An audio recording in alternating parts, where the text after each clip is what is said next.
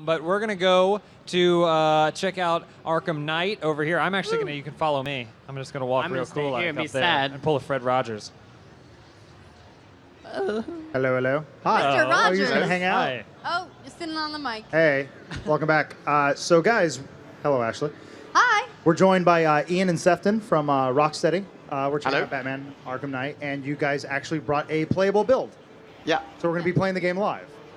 Yep. Yeah, we're going to have a little look around Gotham City, explore around, show you a bit about Batman, how you can move around the city, the different ways you can move around the city, and then we're going to fire up some challenges and let you guys drive the Batmobile and have a little bit of fun. We're going to drive the Batmobile. Well, it's a video game, but... Yeah, we're going to see who's best, yeah. Yes. Not for real. No pun intended. I don't think your mic was on. What'd you say? I said I have a question right off the bat. What's no your, pun intended. I see what you did there. So how do you keep making this city look more and more alive and vibrant? Because playing through this series, every single time I'm like, oh well, this is it. Now they finally They finally reached the top. They finally reached the created pinnacle. Gotham. Like that is it, and it's full capacity. And then another one comes out, and I'm like, okay, this is bigger. This is more filled with world and everything. Well, you know what I'm impressed by is the speed of construction in Gotham. Oh, They're great at just building that city out. I mean, we spent a lot of time, you know, moving to next gen, moving to PS4, Xbox One, being able to really... The city's much bigger than anything we built before. It's about 5 times the size of Arkham City, but when we did that, we really wanted to keep that, you know, attention to detail, that love, that, you know, authenticity. We didn't want to compromise any of that, so that was the big challenge really, was how do we keep that concentration of detail per square meter that we had in Arkham Asylum, but then expand that out to a much bigger city, so you can see and feel that. Jeez, he's coming after us! Still see all of the... We have a Riddler informant in a car there. This guy's going to try and get away. See a lot of dynamic gameplay as you move around the city. We've worked on that a lot more than you know, than the previous games, because we have the Batmobile dual team move, so he kicked the guy up and did a Batmobile assisted takedown. And just a lot more dynamic gameplay as well, so yeah. Like random encounters and that. Yeah, sort of lots thing of that random. pop up wherever you happen to be. Yeah, as you play the game, there's always stuff happening in Gotham, right? Because basically the story of the city is that the whole city's been occupied by supervillains. And Batman's the only thing standing between Gotham and complete destruction. Here's my question. Who still lives in Gotham? Who hasn't moved? Who are these people? Well, I think it's like living in Canada, right? It's like you basically have to write off going outside for about 8 months of the year because it's really cold and really dark. But the rest of the time, it's quite nice. Also, I imagine Gotham has pretty good health insurance. Well, we had, following the events of Arkham City, when the Joker died, sorry, spoiler, but when the Joker died at the end of Arkham City, you know, basically the idea of the supervillains have been regrouping, and they've been planning this big attack for a year. So that year, crime's actually been at an all-time low, and Batman's been waiting for this big fight back. And this is the first time all the supervillains are working together to take down Batman. So kind of Joker, the chaos caused by Joker, when that was removed, that allowed them to kind of come together to take down Batman. One of the cool things you guys showed during the, I believe the PS4 press conference, or the Sony press conference, was the Nightmare sections. Yeah. We saw a little bit where you played as a police officer, and you see it was I believe there was some first-person shooting in that scene. Yeah. Can you tell us a little bit more about those? Yeah, so the thing that we showed at the Sony conference was actually the first 4 minutes of the game.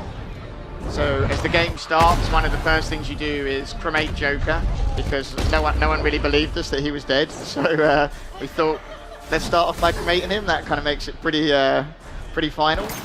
And then the next thing was the introduction of Scarecrow and Scarecrow's fear toxin. So what you see in that sequence in the diner is basically a character who's been infected by the fear toxin, and you can experience firsthand what it's like to be taken over by the fear toxin.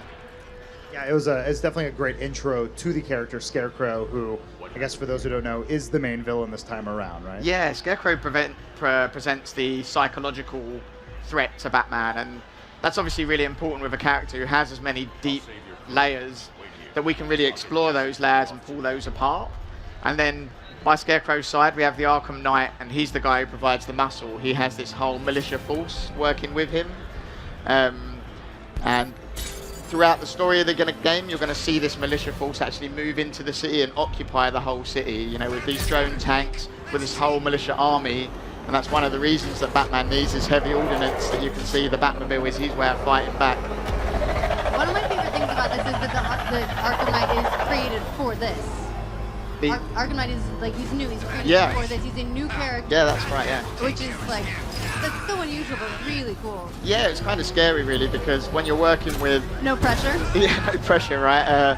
Such an amazing suite of supervillains that you sort of feel a lot of pressure to live up to that and create something that complements those existing supervillains rather than creating someone who there's already, you know, a space for that character, because there's so many, you know, Batman definitely has the greatest rogues gallery, like they're awesome, so, you know, we didn't want to feel like the kid kind of in the sweet shop who was turning down all the sweets that were there and just wanted the one that he couldn't have, but, you know, after the 3 games, we really felt that at the end of this trilogy, we wanted to do something different, you know, and bring in this character who could command this force. Just in terms of upping the ante, he's getting into a fight right here, and it seems like, so when I first experienced the original Arkham Asylum combat, I was like, that is Batman. That is exactly how Batman should feel, and it feels like since that point, other games have kind of embraced the style. There's a lot of games where you'll see it and you'll go, oh, that's the Arkham style of combat. How has it been for you guys coming in and feeling like you've set the bar pretty high for yourselves? How are you building on the combat system that you've basically innovated? Yeah, it's a good question. I mean, what we didn't want to do was completely change that combat system because it's what people know and love, but we wanted to add a lot of new layers onto that. And that comes in 2 ways, really. We wanted layers that every player was going to experience. So when you'll fight, you'll see some enemies will grab you, some will come charging at you. And when they charge, if you throw the Batarang, you can knock them out instantly. So there's a lovely risk-reward to that. And then we have a whole lot of new moves, like you can pick up enemies from the ground while fighting, so you can smash them to the ground. And while they're on the floor, you can see here actually quite nicely how populated the city is, because even though it's been evacuated, you can see how many of these gang members have taken over and moved into that space. And as you get into the fights, you can pick people up from the floor. You know, that's, I guess you start to get into the second layer is moves for the players who are really experienced with the combat and who want to, they jump in, I'm already good at the combat, what are the new moves I've got that I can do, you know? So it's kind of those dual layers that we really focused on. I'm looking at the huge crowd and we just saw it and I'm thinking, I got to get my combo meter up to 100. I got to try. And I know that I'll hit 97 and then some guy will just nudge me in the back and it'll go to 0. I'm like, no!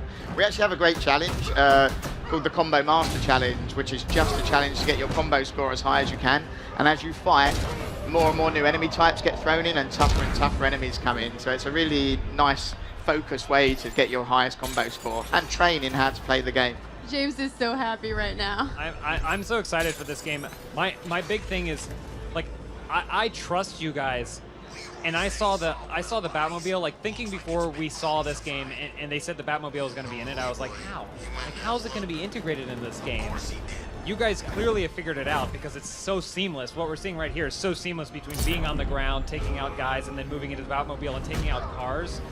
How did you guys settle on that? How did you make it work in this world? I mean, you can see it's one button press to call it in at any time. It's got the riot suppressor to take people down. It was our biggest focus. You know, it took us 3.5 years to make this, and we've been working kind of 100% for those whole 3.5 years. As a studio, we only work on one game at a time. So, and this has been purely our focus for that time. So, you know, I guess it was a lot of hard work, I guess, and trying to integrate it into all the existing systems. It's not something that's different to the other things you do. It's totally integrated into the combat. You've seen Ian's done some Batmobile-assisted takedowns. If you can drive and boost and just eject out, and of course you can do donuts. You've got to be able to do donuts. You're going to teach us how to do the donuts, right? Right, for sure, yeah. Okay, great. Actually, so do you guys want to have a play? Do you want to?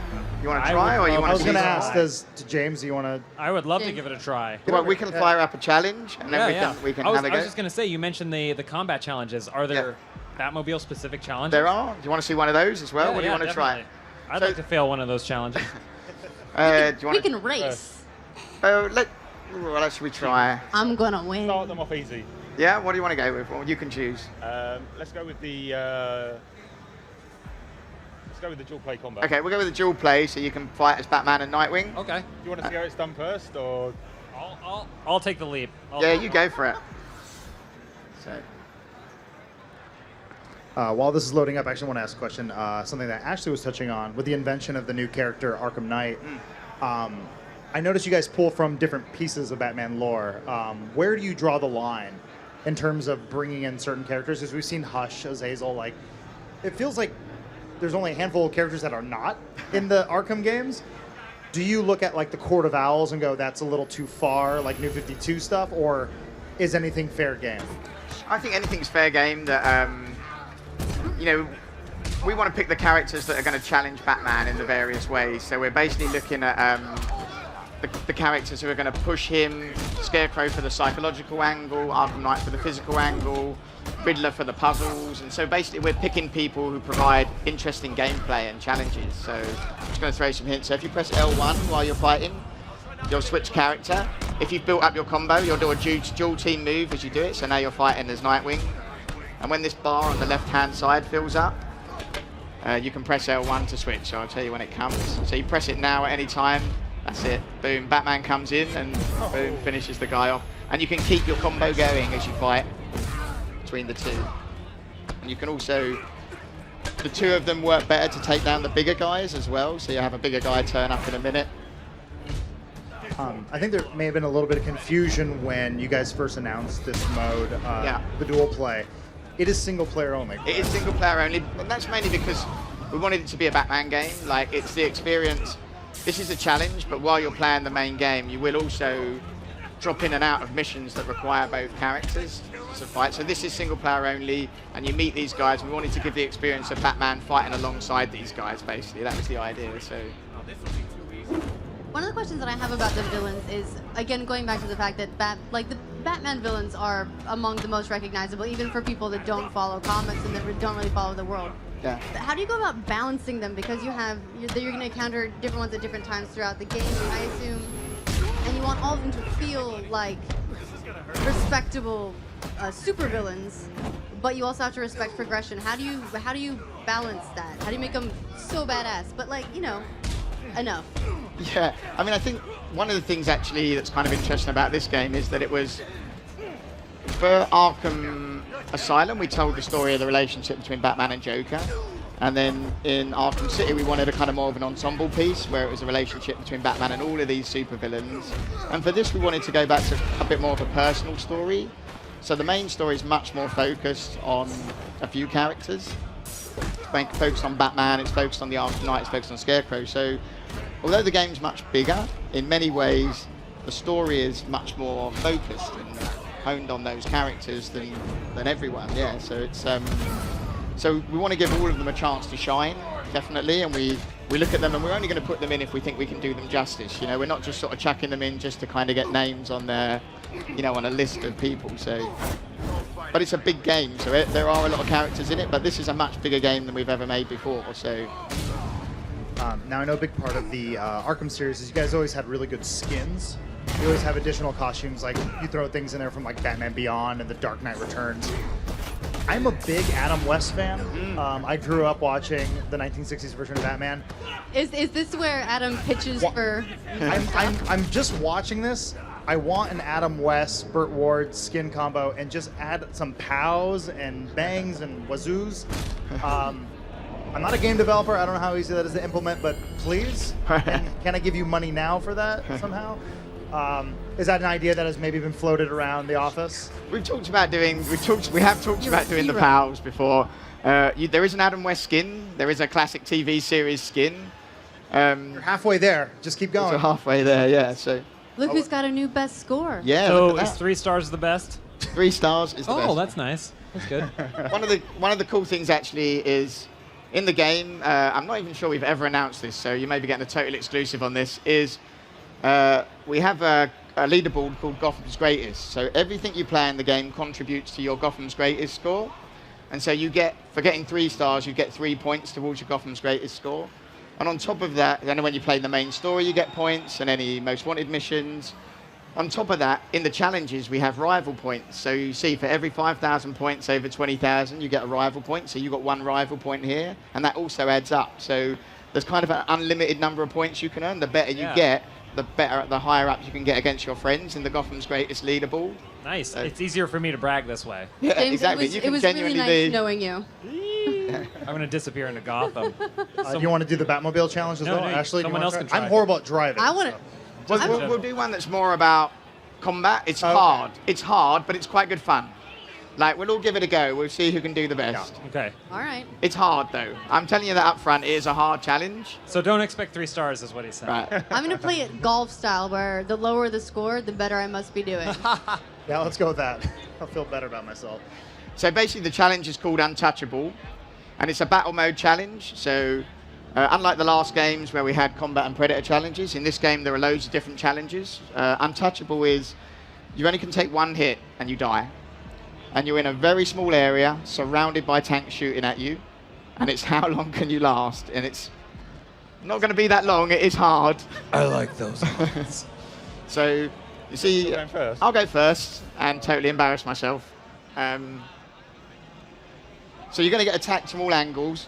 The trick is you've got to hold L2. That transforms you to battle mode. So you want to hold that all the time in this, because you're not going to be flicking in and out of battle and pursuit mode. So just hold that.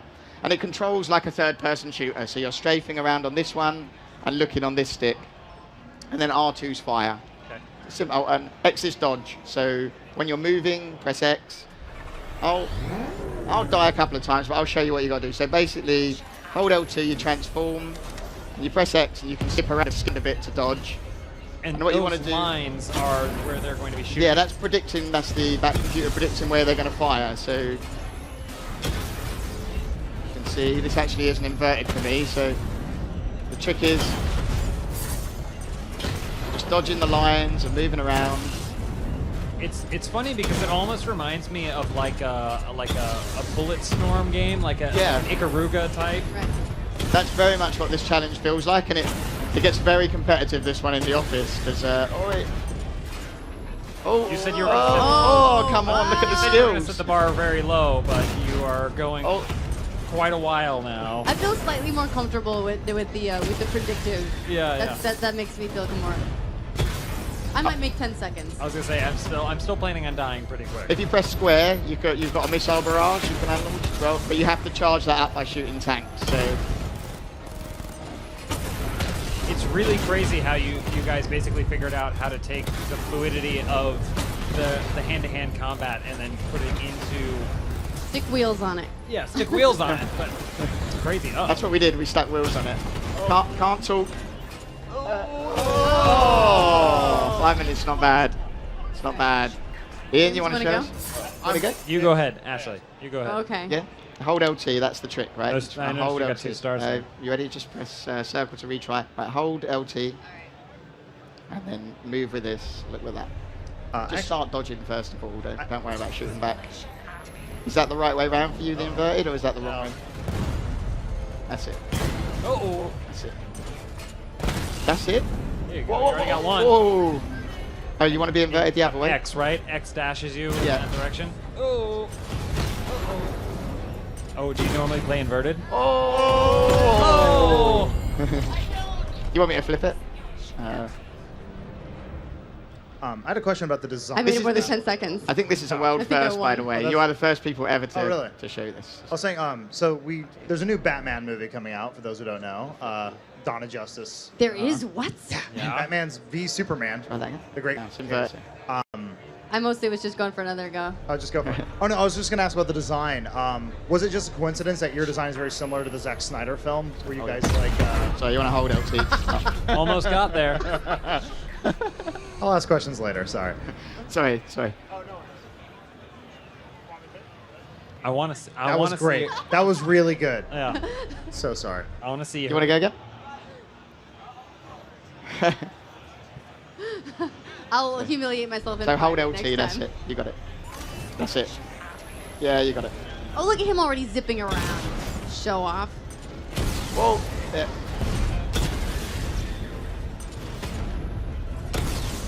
Oh. Yeah, that's it. Sorry, Adam.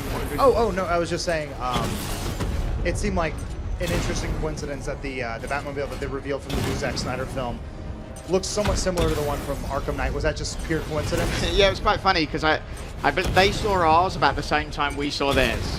So it's like, oh, you're doing a new Batmobile? You know, we're doing a new Batmobile? And then we kind of saw each other. It's like, oh, right, they're kind of similar. So, yeah, that was totally a coincidence. And You can just say great minds think alike. yeah, that's what we said. Yeah, we stuck with that as the... Yeah, but we didn't see theirs at all. You know, we did spend a lot of time designing it to make sure that when you saw it, it just immediately thought, you know, that feels like Batman's car. That's a really cool time, by the way. That was a great time. It feels like Batman's car, you know? No. No? I'm okay. Do it. Yeah. All right, fine. I'll Peer play. pressure. It's funny. It feels a lot like a first-person shooter. Like Yeah. it feels It really does. fast. It's nice when you get Especially the dying part. Yeah. when you get used to it. The switching between pursuit mode and battle mode. So you'll be burning along the street, and then you'll see a tank in the street kind of smash out through a wall, and then boom, press left trigger, transform, and you kind of really get into that flow between the two. That's what feels really unique. So one of the things is because we don't have brake on the left trigger, we have transform. So brake is on square, which when you first play it feels you know, you're used to brake on the left trigger. And then you play it for sort of 10, 15 minutes, and you start to realize, oh, right, that's why. You know, you really get used to this because that movement is so different. You know, I feel like I'm going to end up playing this game for hours and hours, and then trying to. Good start. I'm going to try and jump into. I'm going to try and jump into like any other I racing feel better game. now, a little bit. And I'm going to hit left trigger, Yeah. expecting to blow up the other cars on the road. Yeah. But it's not going to do anything. Yeah. To retry. Yeah, because what you find is you use that sometimes to adjust yourself. So you're like, if you hit a wall, you can quickly go battle mode and just sidestep quickly and drive off again. So when you get into situations like in the actual campaign, Yeah. And you're surrounded by vehicles, is it stay in the vehicle until you can eliminate all of these things around you?